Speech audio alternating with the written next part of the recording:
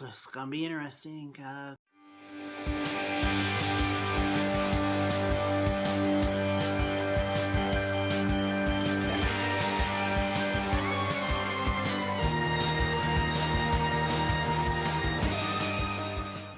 Greetings, Earpers and non-Earper kind. We're here to talk about Wynonna Earp mid-season finale, Boy Time Flies. Due to it being late and I have adulting responsibilities, I'm going to keep this short and I'm going to just jump right into it. Spoiler alert, if you guys haven't seen it, go watch it, then come back and tell me what you think. Comment down below. This story was mainly split into two. The story of Nicole and Waverly, and then the story of Wynonna and Doc, the two main ships of the show. WayHaught. Of course, we kind of not pick up where we last left off, but a little bit before, where we get to see Jeremy and Nicole and Nedley set up this whole situation, and we find out like the full situation of them putting her under and then bringing her back. Then Waverly comes in and is like, what the hell? But she trusts them, so she lets it go, even though seeing her girlfriend dead is really distressing her. And it doesn't help when, I think his name's Billy. Reaper Billy comes in because Waverly has the Clemens, I believe that's their name. Ma Clemens has set up Waverly as the next Reaper victim. We can't have that happen. But in that confusion, kerfuffle, the spell goes a little awry. Nicole's spirit is in the air. She does communicate with them through Morse code to let them know what's going on so they can fix it, which I love it, where it's like, how do we know? Is that what you're saying, to go to the basement? And it's D-U-H. Duh. Yeah, it's her.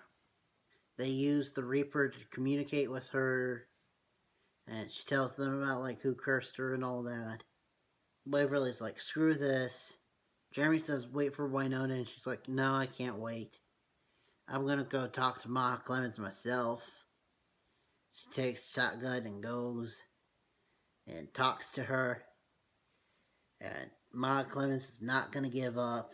She's just too spirited and too filled with hate. It ends with Ma Clemens getting kind of crazy and saying, you don't know the powers that I have, the ancient powers that I have, and sets Nicole to be the next one that the Reaper takes. Then Waver's like, you don't know the ancient power I have, and like does her whole head thing and kills Ma Clemens, which her son is not too happy with, the one that like talked with Doc and all that. And that's when we get to the other story.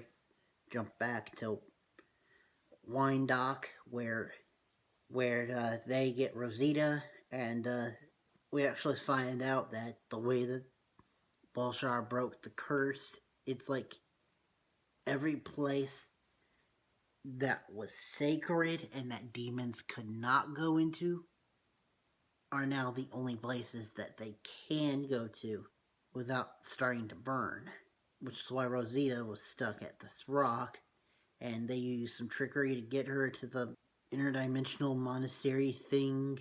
We find out that, of course, the nuns are really demons. The head one being, I think she said, the granddaughter of Hela. Wynonna gets Peacemaker. Her and Rosita like bury the hatchet after a physical fist fight, and she kills the nun and the head nun, and the rest of the nuns are like, thank you, you freed us, we now serve under you. And she's like, no, that's cool, be free. And they're like, we can't. And Rosita drops the ball that not only are they all demons, but they're revenants that Wyatt Earp killed. And some of them have a romantic history with Rosita. So Rosita stays behind and like I guess, takes over as the leader for them. Well, Wynonna leaves now with Peacemaker to go help with all that. Meanwhile, Doc had a conversation with the Clement son.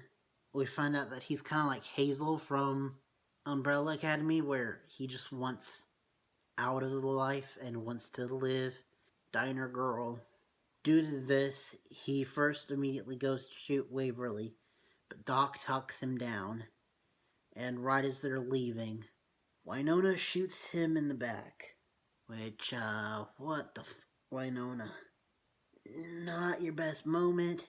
I still don't completely get why she did it, and it causes a rift between her and Doc, where Doc actually now wants to become an honorable man, and Wynonna's like, screw being honorable.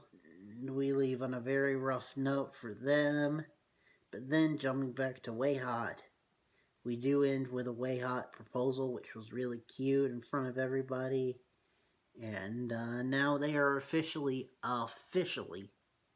engaged, which is really cool. And I really like this episode overall. It was probably my favorite of the season so far. And I can't wait to see where we go from here. The trailer looked interesting. But Lord knows how long it's going to be till we get it because of the pandemic. But anyway, thank you guys for watching. Next time you see me, will hopefully, if I can catch up, be a different Sunday show. One that might even be a bit more spookier. But that's it for now. Thank you guys for watching. Till next time, and beyond.